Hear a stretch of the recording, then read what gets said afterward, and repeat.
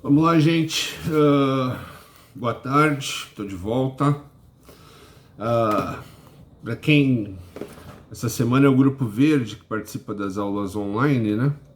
Na semana passada nós falamos aí sobre totalitarismo, direita, esquerda, governos totalitaristas de ambos os lados, tanto de extrema direita quanto de esquerda também, como falamos sobre como é errado, né, imaginar que esses governos só existem de extrema direita, porque são os que mais chamam a atenção, fascismo, nazismo, mas como também você vai ter as suas variações aí de esquerda, como o exemplo que eu usei com vocês, a ditadura comunista de Stalin, tá? E falamos também sobre o Brasil totalitarista, tá? Falando sobre como era o período da República Café com Leite, um período aí da Primeira República Brasileira, onde o governo sempre vai girar nas mãos de mineiros e paulistas e governarão exclusivamente para os grandes centros comerciais, exportadores do Brasil naquele momento, Minas, São Paulo e Rio de Janeiro. Tá? Então, como essa Primeira República, essa República Café com Leite, vai trazer vários atritos entre esses estados e os outros estados brasileiros, tá?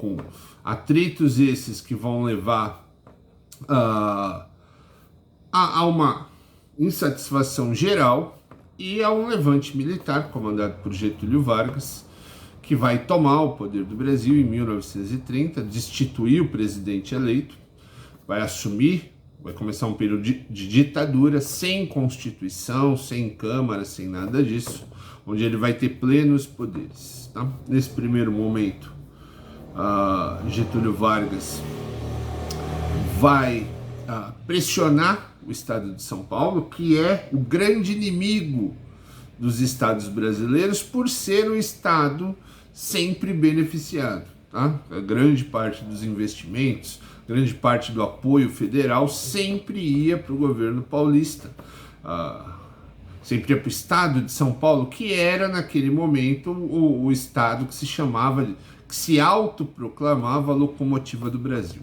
tá certo? Seria de uma forma arrogante, os paulistas se colocavam como o estado que levava o Brasil nas costas, que causava uma insatisfação geral, inclusive com os seus parceiros mineiros e cariocas. Tá? Então, essa arrogância, né, essa prepotência paulista causou vários inimigos durante o período da Primeira República. Tá? Então não é de se estranhar que quando Getúlio Vargas assume o governo brasileiro, ele vai tentar dissolver as formas de controle do estado de São Paulo. Tá? Então o governador de São Paulo vai ser substituído por um interventor, o governador eleito pelos paulistas, será retirado do cargo e em seu lugar será colocado um interventor, uma pessoa de confiança de Getúlio Vargas. Isso vai ser feito em várias cidades paulistas também. Tudo isso com o intuito de desmantelar, de enfraquecer o poder paulista, que era simbolizado pelos coronéis, tá? Um período chamado coronelismo, tá? Então, principalmente no interior do estado de São Paulo. Isso tinha no Brasil inteiro, mas em São Paulo isso era mais latente, era mais visível. Nessa época, na época da República Café com Leite, a quantidade de pessoas que votava, gente, era mínima, tá? Pra vocês terem uma ideia, 3, não falei 13, 3% da população brasileira tinha direito ao voto. Tá? Então era uma minoria que votava. E a grande parte dessa minoria se concentrava nessas regiões. E o voto não era secreto. Tá? Então, nas eleições, todo mundo via em quem você votava. Todo mundo sabia em quem você votou. Tá? Então, os coronéis paulistanos, os fazendeiros de café de São Paulo, que tinham cargo de coronel da Guarda Nacional brasileira, né? Como ricos fazendeiros, quando eles eram convocados para a Guarda Nacional, eles eram convocados com altos postos, por isso que eles eram chamados de coronéis. Muitos porque eram mesmo e muitos por causa da importância que tinham. E esses coronéis comandavam sua região. Então esses coronéis, eles determinavam em quem as pessoas iam votar e conferiam se votava. Tá? Então era uma troca de favores que lembra muito a Roma antiga, onde os patrícios comandavam lá seus clientes, né, definindo os votos. Aqui em São Paulo, no Brasil todo, mas principalmente em São Paulo, você tinha o voto de cabresto. Tá? Cabresto é aquele negócio de boi, de cavalo, para dominar, né? Então as pessoas votavam em quem os seus coronéis mandavam. Tá? Então as pessoas eram obrigadas a seguir o voto determinado por seus coronéis. Então Getúlio Vargas vai fazer todo o possível para dissolver esse coronelismo. Com razoável sucesso ele vai conseguir. Hoje isso é mais comum no Nordeste do Brasil. Em São Paulo isso praticamente deixou de existir. Mas você vai ter um atrito enorme entre o governo de Getúlio Vargas e os fazendeiros paulistas. O fim da Constituição, esses interventores no estado de São Paulo, esse enfraquecimento do poder dos coronéis, tudo isso vai cair muito mal entre a elite paulista, que vai se utilizar da propaganda para levar esse atrito para o povo. O povo paulista vai ser convencido pela elite paulista, de que o povo paulista foi atacado, que a honra paulista foi atacada. E vai convocar os paulistas a lutarem pela liberdade do Brasil. Então, segundo a elite paulista, o governo paulista, todas as ações de Getúlio Vargas tinham como interesse desmontar, retirar a honra, o orgulho da locomotiva do Brasil, que é como os paulistas se chamavam. E isso vai pegar o povo. Na realidade, o que essa elite deseja é retomar o poder. Tá? E aí eles vão transformar, através de publicidade, de rádio, de cartazes que vão ser espalhados por São Paulo inteira, que São Paulo tem a responsabilidade de restabelecer a liberdade do Brasil, liberdade retirada por Getúlio Vargas, o que é fato. Tá? Getúlio Vargas realmente, ao assumir, retira a Constituição, dissolve a Assembleia Constituinte e cria uma ditadura. A elite paulista vai convencer os paulistanos, o povo paulista, tá? Não só paulistano, mas de todo o estado de São Paulo, a lutar pela volta da liberdade, da Constituição, de um governo democrático, que cabe aos paulistas que foram ofendidos por Getúlio Vargas defender a honra não só de São Paulo, mas defender a liberdade brasileira. Cara, é um tipo de discurso que inflama os ânimos. É um tipo de discurso que vai criar dentro do estado de São Paulo, entre os paulistas, a ideia de serem os responsáveis por salvar o Brasil. Então aquele cara que às vezes é um estudante, é um marceneiro, é um padeiro, trabalha em uma fábrica, é um motorista, de repente ele vai se tornar um herói nacional. Ele vai lutar pela liberdade do país. Isso vai inflamar os ânimos. Aí vai convencer a população paulista a lutar pelo restabelecimento da democracia, da Constituição brasileira. Tá? Em 9 de julho de 1932, a elite paulistana, né, os grandes políticos paulistanos, vão declarar, vou usar o termo guerra, tá? Porque é praticamente uma guerra civil. Vão declarar guerra ao governo brasileiro. Tá? Esse episódio vai se chamar a Revolução Constitucionalista de 1932. Esse é o nome oficial do movimento. Em vários casos você vai achar como a Guerra dos Paulistas, tá? Quando o estado de São Paulo vai declarar guerra ao governo brasileiro, ao governo de Getúlio Vargas, com a ambição, com o intuito de restabelecer a democracia e os valores constitucionais e democráticos. Não percamos de vista, embora Getúlio Vargas seja realmente um ditador totalitarista, sem constituição, sem tudo aquilo, a elite paulista também não está lutando pela liberdade do povo. Tá? Ela convence o povo a lutar por essa liberdade, mas o que essa elite paulista deseja é retomar o poder político do país. Tá? Então é uma guerra onde ninguém está certo. O manipulado dessa história toda é o povo paulista. E vai acontecer a revolução. Tá? Inicialmente, São Paulo tem o apoio de várias regiões,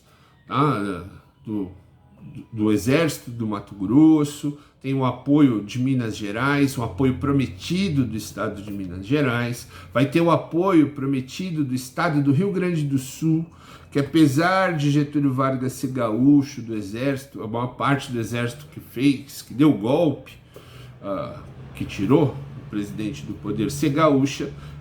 No Rio Grande do Sul havia uma divisão, uma parte apoiava Getúlio Vargas e outra parte era contrária. Tá? Então, sempre houve um apoio a São Paulo. São Paulo, quando declara essa guerra contra o Brasil, ele conta com o apoio de outros estados, de outras forças. Com o passar do tempo, São Paulo vai ver que esse apoio não existe. Tá? Rapidamente os mineiros vão se bandear para o lado federal. O exército, apesar do comandante do exército do Mato Grosso apoiar a causa paulista, inclusive ele veio para São Paulo para lutar com os paulistas, o exército não veio, ele veio sozinho. E os gaúchos mudam de lado, que vai criar uma rixa eterna entre paulistas e gaúchos. Tá? Entre paulistas e gaúchos existe essa rixa causada para os paulistas por causa da traição dos gaúchos e para os gaúchos por lutarem contra o país. Um atrito besta, que com o passar do tempo está diminuindo, né? As pessoas que viveram esse atrito já têm aí mais de 90 anos, 90 aí, vai fazer 90 anos ano que vem. As pessoas já viviam, já devem ter 100 anos, os poucos que restaram. Então esse ódio entre paulistas e gaúchos com o tempo acabou diminuindo, mas ainda existe essa intriga até hoje. E aí começa a Revolução de 32, tá? Uma revolução de São Paulo contra o restante do Brasil. Tá? São Paulo, o estado mais rico do Brasil, São Paulo, a grande locomotiva do país, vai lutar pelo restabelecimento da democracia e da Constituição. É um conflito curto. Curto por quê? Porque São Paulo não tem exército. O que São Paulo tem é uma força que se chama força pública, que é o que a gente conhece hoje como a polícia. Tá? Então São Paulo tem uma grande polícia, que é a única parte armada de São Paulo. Então as pessoas lutavam com as armas pessoais. Tá? Então, à exceção da força pública que tinha armas, todos os outros paulistas que se alistaram em massa, jovens, vão lutar com o que é possível. Tem várias causas dessa revolução, tá, gente? Você tem o assassinato de 4 jovens estudantes, você vai ver em alguns cartazes que eu estou colocando aqui, a sigla MMDC, tá? Que é uma sigla do sobrenome de 4 jovens que foram assassinados por forças federais antes da Revolução se iniciar. Tá? Então esse assassinato no conflito entre o povo paulista contra o governo federal, esses jovens vão ser mortos, o que vai incendiar ainda mais a população paulista, que vai levar a revolução, né, a proclamação dessa guerra. Então essa sigla MMDC que aparece nos cartazes é referente a esses 4 jovens. Não vou lembrar o nome de cor deles agora, posso até escrever aqui para vocês verem. E aí começa a Revolução de 32. Como eu disse, ela é rápida. Os paulistas, embora inflamados, embora com todo o interesse de participar dessa guerra, com esse brio heróico de restabelecer a democracia brasileira, não tem armas, não tem como desenvolver essa guerra contra todas as forças federais. Tá? O povo paulista vai se engajar nessa luta, vai doar dinheiro. Tem uma campanha que se chama O Ouro para o Bem de São Paulo, onde as pessoas vão doar o que elas tiverem de ouro, alianças, correntes, pulseiras, que vão ser derretidas, fazer lingotes de ouro para comprar armas nos Estados Unidos. O que vai acontecer? São Paulo vai encomendar armas dos Estados Unidos para lutar contra o governo federal. Só que essas armas não são entregues, tá? Essas armas vêm de navio, e aí os navios de guerra brasileiro impedem que os navios com as armas americanas cheguem até São Paulo. Tá? Então São Paulo vai lutar sem armas, o que vai fazer com que essa revolução, por maior que seja o brio, por maior que seja a inspiração, a motivação do povo paulista, uma guerra perdida. Tá? São Paulo vai ser atacada por todos os lados, e por mais que se resista bravamente, rapidamente, em poucos meses, o governo federal invade a cidade, o estado de São Paulo, a cidade de São Paulo, e vai tomar posse do país. Tá? Vai tomar posse do estado paulista e acabar com a revolução. Nesse momento, as atitudes federais serão terríveis, o povo paulista vai passar a ser ironizado, símbolos paulistas vão ser ironizados pelo governo de Getúlio Vargas, o que vai aumentar ainda mais o ódio do povo paulista contra Getúlio. Tá? Só para vocês terem uma ideia, São Paulo é uma das únicas cidades do país, se não a única, que não tem uma ruazinha, uma praça, um nada com o nome de Getúlio Vargas. Tá? No interior do estado, em cidades vizinhas aqui como Taboão, Guarulhos, você até tem, mas na cidade de São Paulo você não tem nenhuma via pública com o nome de Getúlio Vargas. Então esse ranço permanece até hoje e permanecerá aí provavelmente por muito tempo. Tá? Todas as sugestões de nome de rua ou de qualquer coisa com Getúlio Vargas acabam sendo cortadas pela cidade de São Paulo, tá? Pelos legisladores, né, de São Paulo. E aí isso é a Revolução de 32. Foi uma derrota? Foi. Os paulistas foram derrotados, mas forçaram mudanças. Tá? O Getúlio Vargas teve que mudar a linha de conduta dele pela resistência dos paulistas e por depender do estado de São Paulo. Getúlio Vargas, ao assumir, vai perceber que, embora ele fosse contra o privilégio aos paulistas, ele vai perceber que sem o dinheiro de São Paulo, sem o apoio de São Paulo, ele não governa. Tá? E aí as regras vão afrouxar.